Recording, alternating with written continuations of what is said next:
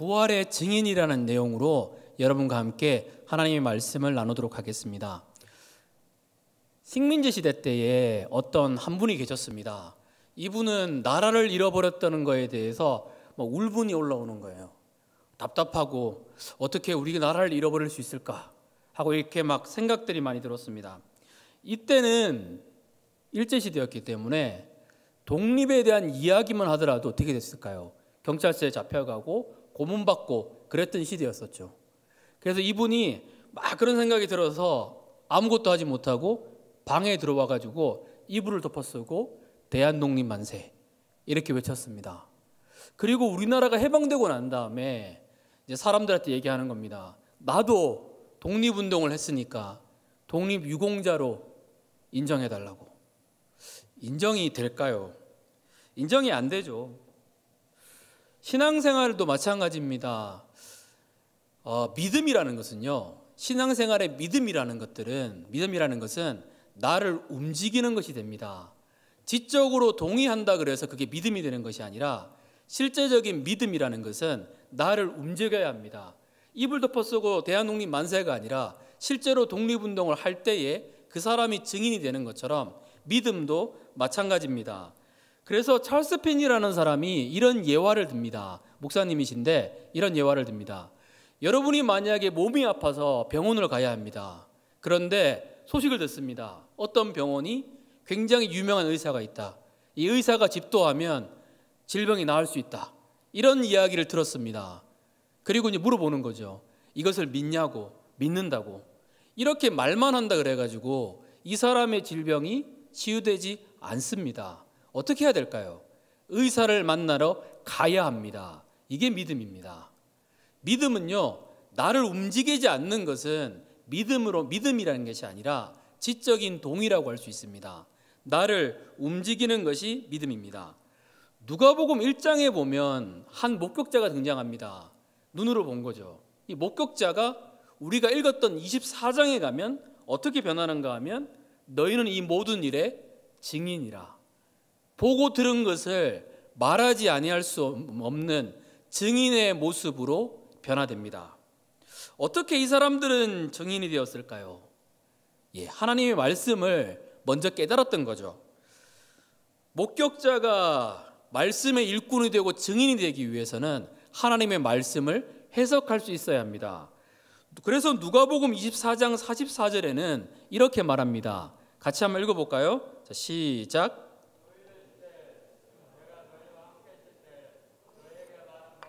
곧 모세의 율법과 선지자의 글과 시편의 나를 가리켜 기록된 모든 것이 이루어져야 하리라 한 말이 이것이라 하시고.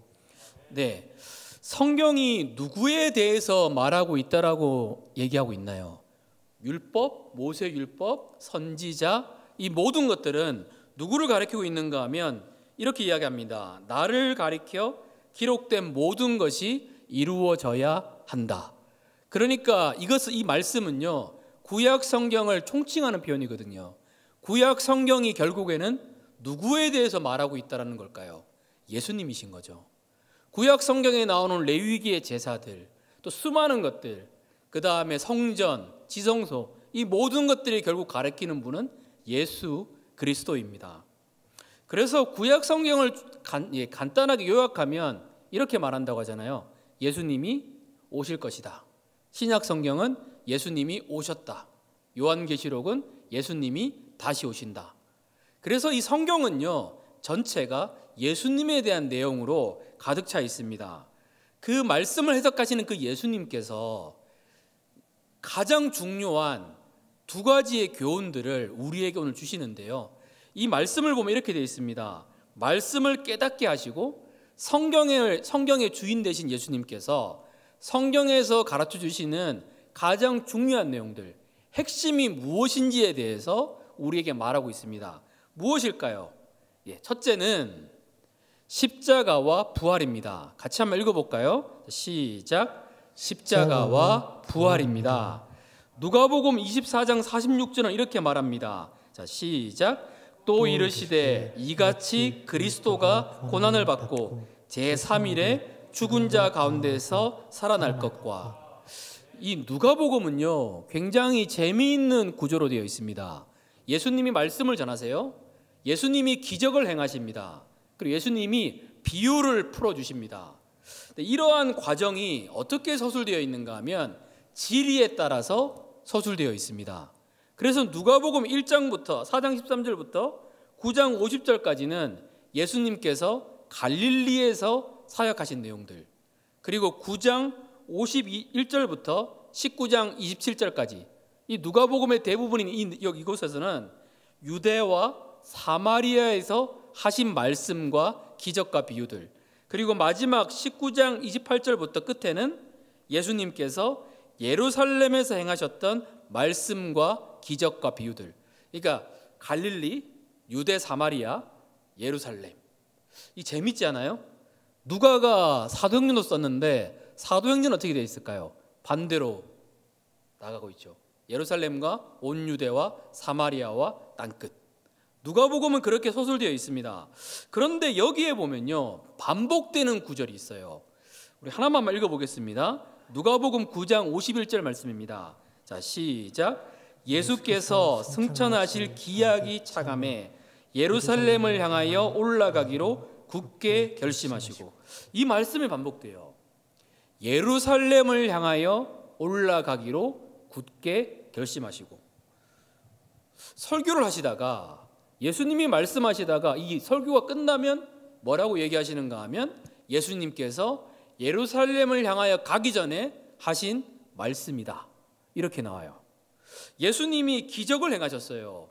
놀라운 기적을 행하시고 결론에는 뭐라고 반복되는가 하면 예수님이 예루살렘으로 가는 도중에 행하신 기적이다. 비유를 풀어주시고도 똑같아요. 예수님이 예루살렘을 향하여 가기 전에 하신 비유다. 예루살렘이 강조됩니다. 예수님의 마음에서는요, 누가복음에 보면 이 예루살렘이 강조되거든요. 예루살렘에 뭐가 기다리고 있었던 걸까요? 예루살렘에 영광이 기다리고 있나요? 예루살렘에 행복이 기다리고 있나요? 물론 영적인 눈으로 보면 그렇기도 합니다. 그런데 예루살렘에서 예수님을 기다리고 있는 것은 조롱, 그리고 버려짐, 그리고 가장 중요한 건 뭘까요? 십자가입니다. 누가복음 전체를 말씀하시면서 말씀을 이야기하시고 기적을 이야기하시고 비유를 이야기하시면서 예수님의 마음은 늘 예루살렘을 향하여 가 있었습니다. 왜 예루살렘을 향하여 가 있었던 걸까요?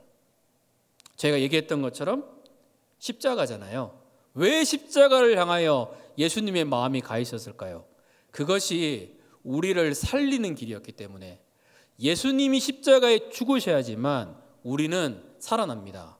우리가 구원받을 수 있는 길이기 때문에 예수님의 마음은 늘 예루살렘을 향하여 가 있었습니다. 저도 지금 이제 나이가 젊죠. 43인데 이제 41가 되네요. 정부가 또 바뀐 게 있어서 이제 41, 이렇게 40대 초반으로 이야기할 수 있는데요. 41 됐는데 목회를 시작하면서도 마찬가지고 선교단체에 있으면서도 마찬가지고 이렇게 말씀을 전하거나 이런 경우들, 비유를 전하거나 이런 경우들, 전도하거나 이런 경우들 많았었는데요. 근데 지금 와서도 깊게 다가오는 것이 있습니다. 무엇인가 하면 어떤 설교를 통해서, 어떤 감동적인 예화를 통해서 사람은 바뀌지 않는다라는 겁니다. 무엇을 통하여 사람이 바뀔까요? 십자가요. 예수님이 만약에 말씀을 통하여 사람이 바뀌었으면 예수님은 계속 말씀하셨을 거예요. 비유를 통하여 사람이 바뀌었으면 계속 비유를 전하셨을 거고요. 그리고 기적을 통하여 사람이 바뀌었으면 계속 기적을 행하셨을 거예요. 아닙니다. 예수님의 마음은 늘 예루살렘을 향하여 가 있었습니다. 십자가거든요. 십자가 없는 복음은, 십자가 없는 신앙은, 십자가 없는 형통은 아무런 필요가 없다라는 겁니다. 그러면 여기서 이 중요한 게 이거죠. 십자가는 도대체 무엇일까요? 십자가, 우리 목걸이도 걸고 뭐 다양하게 있잖아요. 문신도 새기는 분도 계시고. 이 십자가는 도대체 무슨 뜻일까요? 아까 얘기했던 것처럼 나를 대신하여 주님이 죽으신 곳, 그래서 우리에게 죄 용서가 일어난 곳, 하나님과 우리와 화해가 이루어진 곳, 하나님의 자녀가 된 곳, 이게 십자가입니다. 주님을 따르는 우리는 누구나 다 마찬가지로 이 십자가의 길을 통과해야 합니다. 누구도 마찬가지예요. 어떤 사람도 이 십자가의 길을 통과해야 합니다. 누가복음 9장 23절에는 이렇게 이야기합니다. 같이 한번 읽어볼까요? 자, 시작. 또 무리에게 이르시되 아무든지 나를 따라오려거든 자기를 부인하고 날마다 제 십자가를 지고 나를 따를 것이니라. 다시 한번 읽어볼까요? 너무 중요해서 다시 한번 읽어보겠습니다. 또 무리에게 이르시되 아무든지 나를 따라오려거든 자기를 부인하고 날마다 제 십자가를 지고 나를 따를 것이니라. 아멘. 주님을 따르는 사람들은요, 누구나 다 이 십자가의 길을 걸어야 합니다. 십자가를 통과해야 되는 거거든요. 이 자기를 부인한다 그러잖아요. 이 자기를 부인한다가 무슨 뜻일까요? 올인이라는 책이 있습니다. 이 책을 지은 분은 윤성철이라는 목사님이신데요. 이분은 메릴랜드 대학교 국제경영학과를 전공했습니다. 미국에 가서 본인의 꿈은 $100만 빨리 벌고 그렇게 좀 사는 거, 부유한 삶이 꿈이었습니다. 그렇게 살았는데 공부하고 지냈는데 친한 친구가 이렇게 이야기하는 겁니다. 교회 가자. 그리고 얘기했던 말은 교회 가면 커피와 다가와 특히 예쁜 자매들이 많다. 여러분 옆에 한번 돌아볼까요? 많지 않으세요? 우리 청년들 보면 정말 예쁜 자매들, 정말 잘생긴 형제들이 갑자기 화면을 이렇게 틀어주면 당황스럽죠? 자, 우리가 클로즈업 하면 더 당황스러운데, 예, 감사합니다. 네, 이분이 그 얘기를 듣고 교회를 갔어요. 그런데 진짜 중요한 게 이겁니다. 교회만 간 게 아니라 고민이 드는 거예요. 내가 진짜 하나님이라는 분은 계실까? 그래서 성경 공부를 시작합니다. 요한복음을 보다가 보니까 이분은 하나님이세요. 그리고 제대로 믿어야겠다는 생각이 듭니다. 그리고 예수님을 영접했어요. 예수님은 나의 왕입니다. 예수님은 나의 주님입니다. 그리고 난 다음에 일본의 선교를 떠납니다. 성경 공부를 통해서 말씀을 통해 예수님을 만난다는 것은 너무나 귀한 것입니다. 그런데 일본의 선교를 떠나고 난 다음에 어느 날 말씀을 듣습니다. 어느 이제 목사님이 오셔서 말씀을 전하시는데 이렇게 얘기합니다. 우리 그리스도인들이 복음을 알려면 헌신해야 합니다. 복음을 아는 그리스도인이 헌신하지 않는 그리스도인이 어디 있습니까? 그러니까 본인이 이제 그런 거예요. 맞아, 헌신해야지. 우리 청년들 일어나야 된다 이러고 있는데 하나님이 이런 마음을 주시는 거예요. 너도. 순간 짜증이 딱 났어요. 하나님, 아니 내가 헌신 안 했나요? 저 본래 $100만 이상 벌고 그렇게 살고 싶었는데 지금 선교도 하고 있잖아요. 하나님, 내가 가진 것들 다 내려놨잖아요.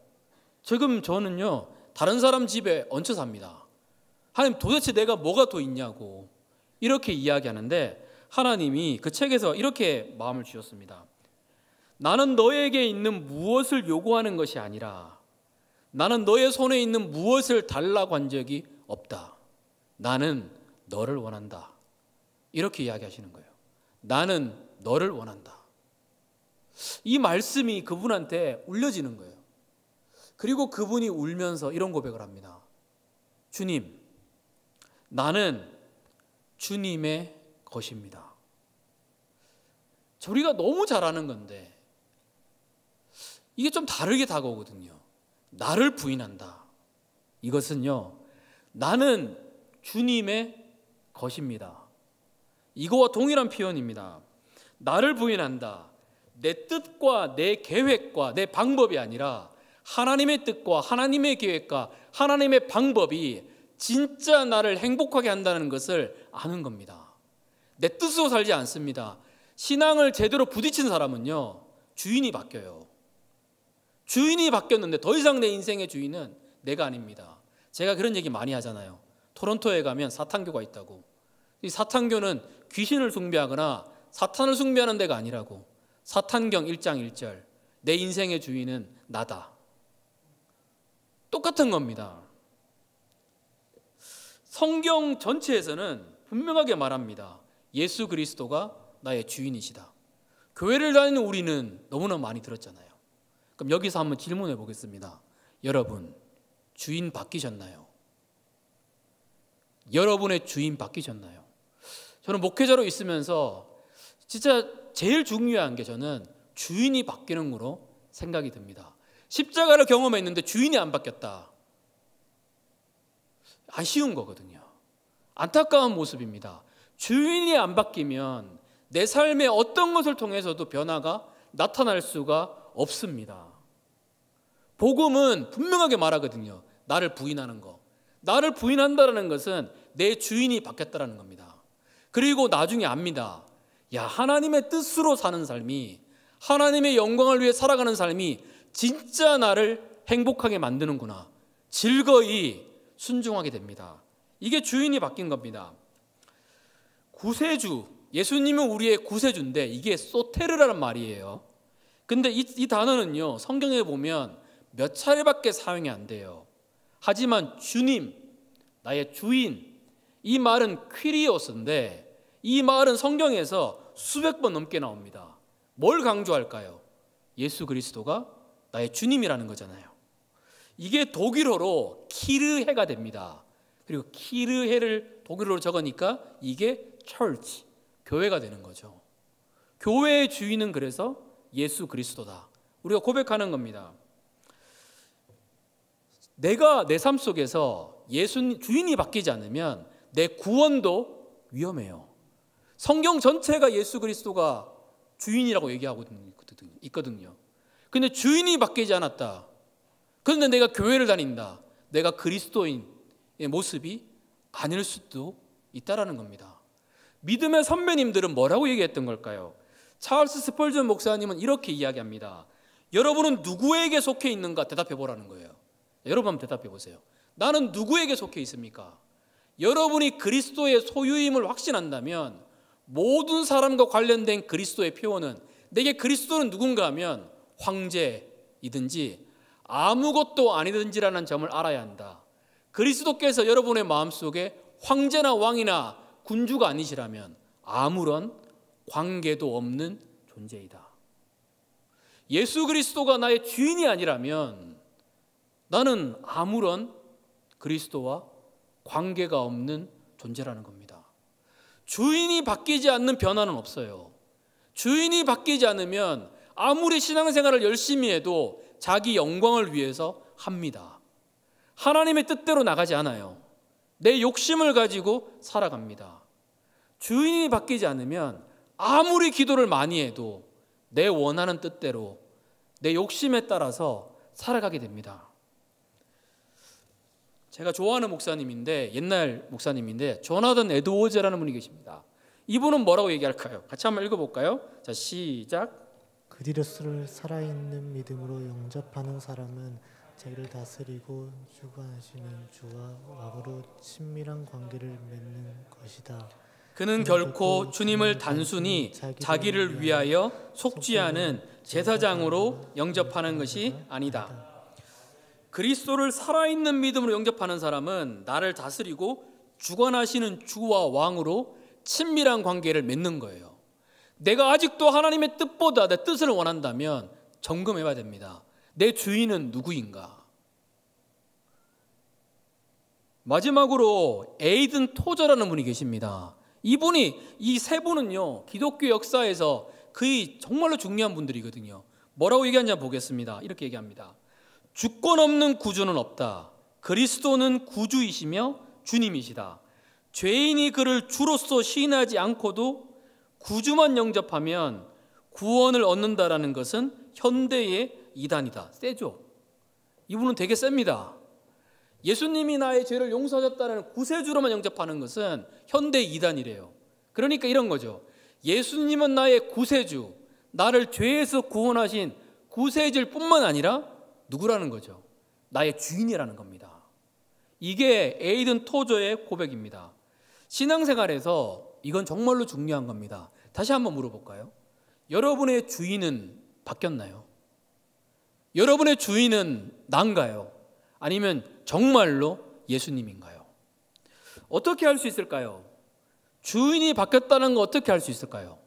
여러분이 가장 중요한 결정할 때 누가 주인이 되는 거 보면 내 주인이 바뀌었는지 압니다. 신앙은 점점 자랍니다. 근데 주인이 바뀌지 않으면 내가 하나님의 뜻대로 이야기할 필요도, 살 필요도 없습니다. 천국도 갈 수도 없죠. 왜냐하면 천국 가면 하나님을 찬양하는데, 하나님과 친밀한 교제를 누리는데, 천국이 나한테 지옥이 될 수 있습니다. 주님과 친하지 않으니까요. 주님이 다스림을 원하지 않으니까요. 이거는 신앙에서 정말로 중요한 겁니다. 가장 중요한 결정할 때, 내가 진짜 이 직장을 가야겠다 하고 예배를 드리는데 하나님 주시는 마음이 아니다. 그러면 씨름하는 거거든요. 내 삶의 주인은 하나님이니까. 저 같은 경우는 이런 일이 있었습니다. 여행을 떠나고 싶을 때 있잖아요. 그래서 오랫동안 준비하고 여행을 가고 싶었어요. 캐나다를 생각했고, 아내랑 같이 캐나다와 미국에 일주를 하려고 고민을 했고, 그렇게 하려고 했었어요. 근데 기도하는데 하나님 이런 마음을 주시는 거예요. 유리하는 영혼들이 있다. 이 영혼들을 데리고 갈 수 없겠냐. 쉽지 않은 상황인 거예요. 하지만 예수님이 주님이잖아요. 지금까지 살다 보니까 그분의 뜻을 따를 때 가장 행복했거든요. 그래서 알겠습니다 하고 갔어요. 근데 갔는데 여행보다 더 깊은 은혜를 경험했습니다. 여러분의 인생을 움직이는 분은 누구일까요? 만약에 아직도 내 예수님이 내 삶을 다스리는 주님이 아니라면 우리는 나는 왜 이렇지 이게 아니라 돌이키면 됩니다. 예수님, 당신은 나의 주님입니다. 나는 주님의 것입니다. 이게 십자가의 의미가 됩니다. 그럼 자기 십자가를 진다는 건 뭘까요? 주님을 따르는 자는, 따라오르는 사람은 자기를 부인하고 자기 십자가를 지라고 얘기했잖아요. 그럼 이 자기 십자가를 진다는 건 뭘까요? 어떤 분은 이렇게 얘기합니다. 내 남편이 십자가다. 내 동생이 십자가다. 어떤 사건이 십자가다. 아니에요.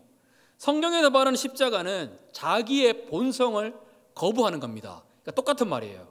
나를 부인한다. 자기 십자가를 진다. 이것은 시각적인 표현으로 자기를 부인한다라는 말을 표현해 주는 겁니다. 똑같은 말입니다. 예수님을 따르는 길은요, 내 자기 중심적인 본성을 거부하는 거예요. 우리에게는 어떤 본성이 있을까요? 예수님이 3가지 시험을 받으셨습니다. 첫째 기억나시나요? 떡. 이건 뭘까요? 풍요예요. 부유함이거든요. 우리 꿈꾸지 않나요? 부유한 삶? 하나님이 때로는 부유함으로 이끄시기도 하세요. 하지만 이 부유한 삶, 막 이렇게 풍요함을 누리는 삶 꿈꾸지 않나요? 2번째 시험은 뭘까요? 명예예요. 명예 높아지고 싶지 않으세요? 사람들한테 인정받고 칭찬받고 그런 삶. 3번째는 뭘까요? 쉬운 길이에요. 십자가 지지 않고 십자가의 길 걷지 않고 쉽게 가는 길이거든요. 근데 주님이 다 어떻게 했을까요? 다 거부했어요. 근데 우리의 본성은 세상에서는 뭘 말할까요? 이 길로 가라는 거죠. 편한 길로 가라는 거예요. 이걸 넓은 길이라고 성경에서는 말해주고 있습니다. 이 십자가를 진다라는 것은요, 주님을 따르는 길이에요. 그래서 철로 역정이라는 책을 보면 이 크리스찬이 예수님을 믿고 난 다음에 어떻게 할까요? 그 자리에 가만히 있나요? 어떻게 하나요? 수많은 어려움을 돌파하고 난 다음에 하늘나라로 갑니다. 내가 예수 그리스도를 향한 믿음이 있습니다. 그분이 나의 주인입니다. 그러면 어떻게 될까요? 나는 점점 변화되고 있습니다. 예수님을 점점 더 사랑하고 싶습니다. 당연히 그 길로 가게 되는 거예요. 그래서 주인이 바뀐다는 것은 너무나 중요하다는 겁니다. 십자가 없는 부활은 없어요. 십자가를 통과하지 않는 부활은 존재하지 않습니다. 예수님이 나의 삶 속에 주인이 되었습니다. 그러니까 어떻게 될까요? 나도 부활하는 거죠. 나도 동일하게 주인이신 예수님과 함께 부활합니다. 한 생명이 됩니다. 데이비드 윌커슨이라는 목사님이 있어요. 제가 월요일 날 영상을 하나 올릴 건데, 이분이 앵귀시 오브 갓이라고 말하는 거기서 이렇게 이야기하시더라고요. 50년의 목회 기간 동안 절대적으로 깨달았던 것이 하나 있는데, 눈물이 아니면, 고통에서 비롯된 것이 아니라면 결코 그것은 바른 길로 간 적이 없다라고 얘기하거든요. 고난이 없는 영광은 없습니다. 우리는 모두 다 십자가의 길을 가야 돼요. 십자가를 통과해야 합니다. 잘 안 되잖아요. 그래서 하나님이 우리에게 선물을 주셨어요. 그게 뭘까요? 말씀과 기도인 거죠. 기도는 사실 이런 겁니다. 하나님, 내가 이걸 아는데 되지 않습니다. 나의 주인 되신 주님 도와주십시오. 기도하다 보면 의지가 생깁니다. 하나님의 뜻대로 움직이는 게 기도잖아요. 그런데 우리는 기도를 잘못 이해하면 내가 원하는 것에 하나님 따라와 주세요 그러거든요.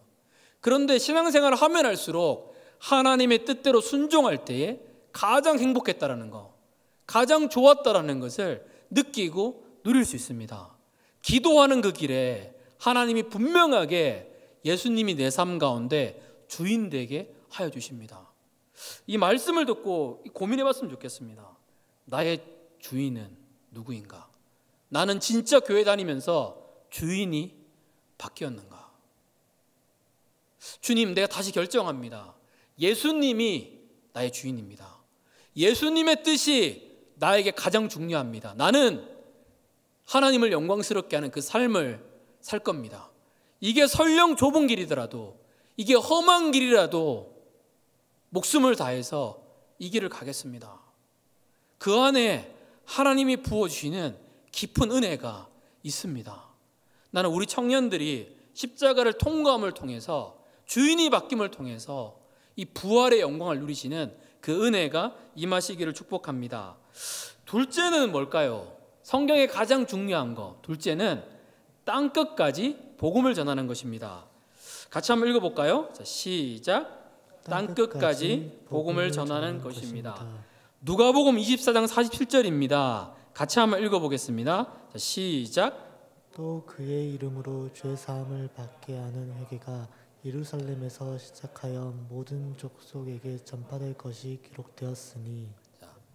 주인이 바뀌게 되었습니다. 그러면 하나님이 부어주시는 기쁨이 있습니다. 제가 나중에 70대고 80대면 더 그게 힘이 될 것 같은데 아직은 43이니까.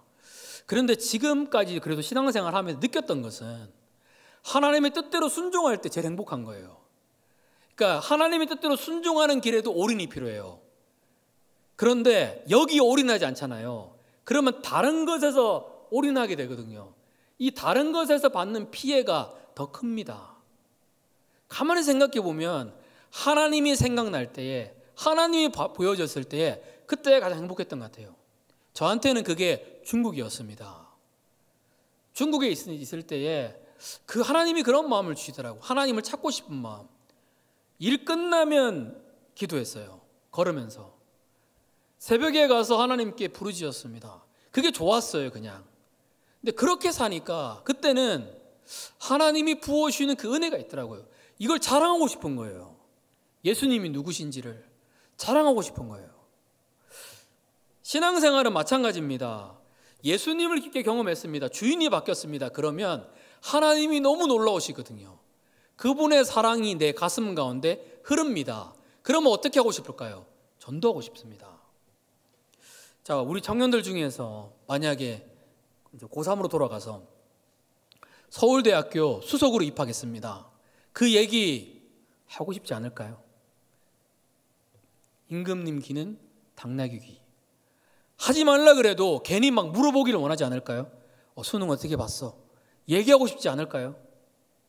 그런 것처럼 예수님의 복음이라는 것은 우리에게 이런 의미를 줍니다. 이게 너무 놀랍거든요. 와, 하나님의 아들이 나를 살리려고 이 땅에 오셨네. 나를 위하여 죽으셨네. 그분이 부활했네. 내가 이런 사랑을 받았네. 우와, 이걸 실제로 경험하고 하나님의 임재를 경험하면 이거를 전할 수밖에 없습니다. 나눌 수밖에 없습니다. 그래서 예수님이 이야기합니다. 예루살렘으로 비롯된 이 회개가 예루살렘에서 시작해서 모든 족속에게 전파된다. 하나님의 약속입니다. 청년들이 이런 질문을 많이 합니다. 내 주변에 예수님을 안 믿는 청년들이 있는데 어떻게 전도할까요? 이런 질문들 많이 하거든요. 거기에 대해서 성경은 뭐라고 얘기할까요?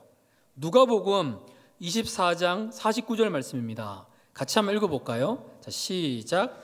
볼지어다 내가 내 아버지께서 약속하신 것을 너희에게 보내리니 너희는 위로부터 능력으로 입혀질 때까지 이 성에 머물라 하시니라. 네, 예루살렘으로 시작하는 회개가 전파되어야 되는데 이걸 하기 위해서 예수님은 뭐라고 얘기하는가 하면 너희 위로부터 능력이 입혀질 때까지 이 성에 머물라고 말씀하십니다.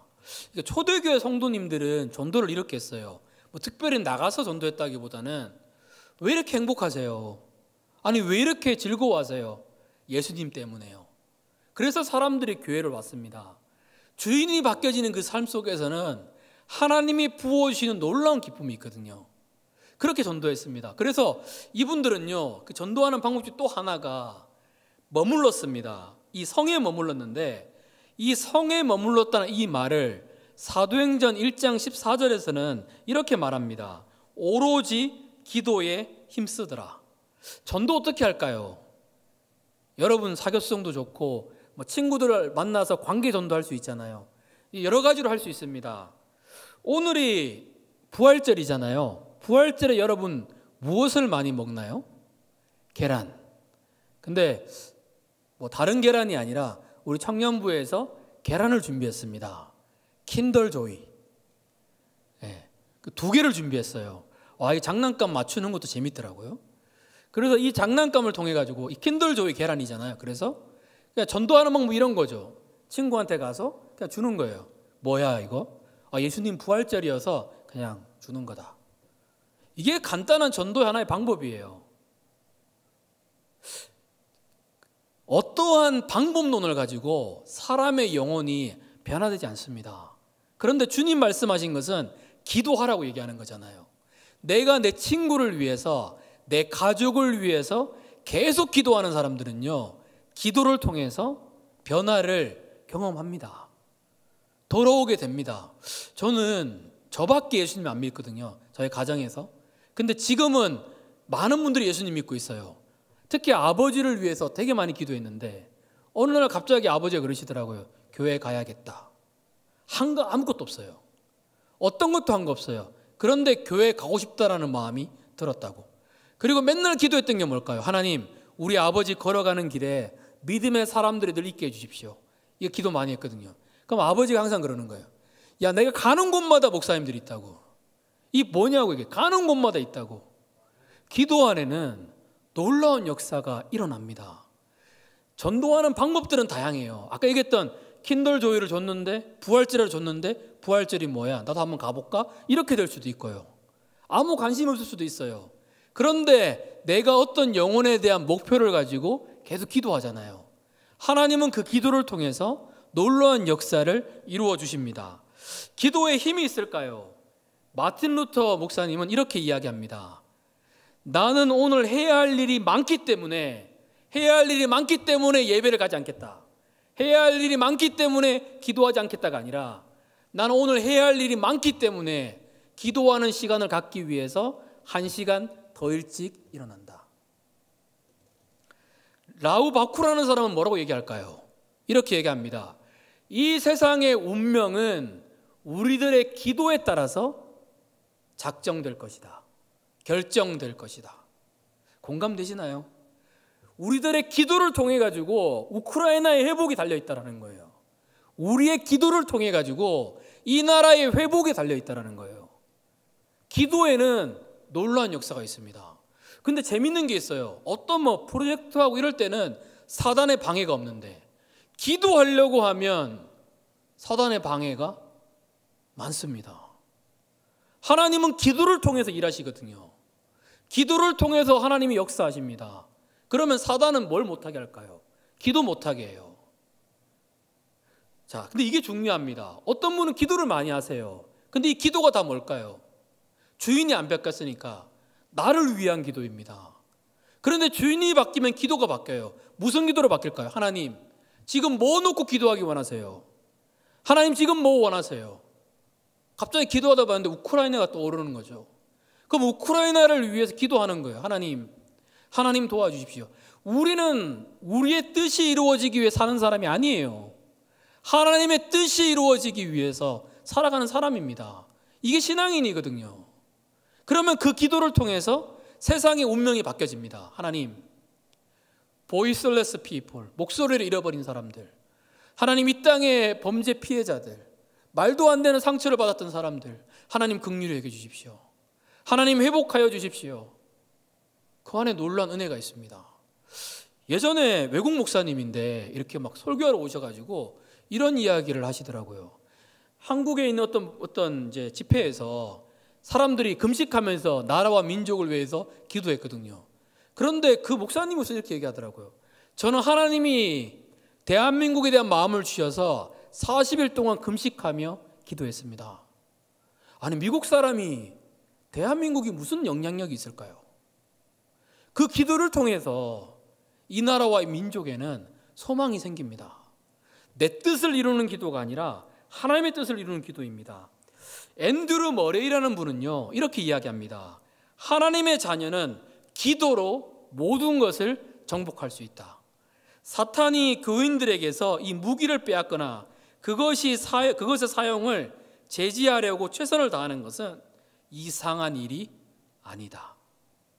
공감되시나요? 저는 사실 너무 공감돼요. 그리고 이게 정말로 맞다고 믿깁니다. 참 신기해요. 1년 6개월을 기도했는데 최근에 응답이 됐어요. 하나님, 뭔가요? 이렇게 기도했던 내용들이 있는데 하나님이 놀라운 일들을 이루시는 것들을 봅니다. 데이비 윌커스 목사님 아까 얘기했잖아요. 이분이 울면서 이렇게 이야기합니다. 왜 요즘의 시대는 변화되지 않는 아이들을 위해서 금식하며 우는 사람이 왜 없냐고. 왜 지금의 이 시대는 예배의 회복을 위해서 하나님 나라를 위해서 간구하며 부르짖는 사람이 왜 없냐고. 이분의 눈물입니다. 지금 하늘나라 가셨거든요. 이분의 눈물입니다. 마찬가지입니다. 내가 누군가를 전도하기를 원합니다. 내 안에 계신 예수님을 나누기를 원합니다. 그러려면 뭐가 필요할까요? 십자가 없는 부활은 없습니다. 십자가 없는 구원은 없어요. 그러면 누군가가 그 자리에 무릎을 꿇고 그 영혼을 위해서 기도한다면 무슨 일이 나타날까요? 포기하지 않고 기도하는 그 길 가운데 하나님은 틀림없이 아름다운 역사들을 이루어 주십니다. 어떻게 전도할까요? 기도해요. 그리고 난 다음에 친구의 마음이 열렸습니다. 이렇게 할 수도 있죠. 우리 목사님 만나볼까? 그럼 제가 시간 내서 만나서 복음을 전할 수 있습니다. 우리 한번 교회 한번 가볼래? 이렇게 할 수 있습니다. 내가 복음을 전하기가 어려우면 그런 방법을 통해서도 예수님 믿게 할 수 있습니다. 이 얘기를 하고 말씀을 마치겠습니다. 저는 고등학교 때 기도학생 회장이었습니다. 친구가 불교학생 회장이었어요. 제 친한 친구가 이 불교학생회 회장을 그 부활절 날 전도해서 데리고 왔습니다. 그런데 이 친구가 그렇게 하는 거예요. 뭐 하는가 하면 뭐 다른 이야기 하는 게 아니라 처음 온 그 친구의 등에다가 손을 얹고 울면서 기도하는 거예요. 와, 갑자기 그 왜 눈물을 흘리지? 그 불교 학생의 친구를 손을 얹고 우는 거예요. 얼마나 오랫동안 기도하면서 준비했던 걸까? 이 친구의 영혼이 예수님 믿게 하기 위해서. 그러니까 손을 얹으니까 무는 거예요. 하나님, 이 친구 예수님 믿게 해주십시오. 주인 바뀌게 해주십시오. 하나님, 제발 도와주십시오. 그 기도하니까 얘가 어떻게 할지를 모르는 거예요. 그리고 그 이후에 뭐 교회를 잘 다닌 것도 아니었어요. 그냥 대학 가서 그 친구한테 연락이 왔어요. 나 요즘 말씀 묵상하고 있는데, 나 성경이 좋아서 성경 보고 있는데 넌 말씀을 몇 번을 봤어? 근데 친구가 부끄러운 거예요. 울면서 기도는 했는데 그렇게 안 살았거든요. 하나님의 뜻이 이루어지는 삶 안 살았거든요. 복음은요, 명확하게 이야기해요. 기독교는 장난이 아니거든요. 종교가 아닙니다. 주인이 바뀌지 않는 기독교는 없어요. 주인이 바뀌지 않는 복음은 없어요. 내가 예수님을 만났다면, 내가 복음을 안다면, 내가 원하는 것은 하나님의 뜻이 이루어지는 겁니다. 하나님의 영광이 나타나는 거예요. 우리 이 시간 좀 같이 기도했으면 좋겠습니다. 하나님, 나의 주인은 누구입니까? 내가 예수 그리스도가 나의 주인이라고 고백했는데 내가 가장 중요한 결정할 때 누가 주인이 됩니까? 하나님 나를 불쌍히 해주십시오. 다시 결정합니다. 예수님이 나의 주인입니다. 나의 원하는 것은 내 영광과 내 뜻을 이루는 삶이 아닙니다. 하나님이 원하시는 삶, 그것이 나를 가장 행복하게 할 것을 믿습니다. 주님 말씀만 해주십시오. 주님 말씀만 해주십시오. 주님이 말씀하시는 그곳에 내가 있겠습니다. 하나님이 말씀하시는 그 자리를 내가 지키겠습니다. 우리 이 시간 주여 한번 치시고 같이 기도하겠습니다. 주여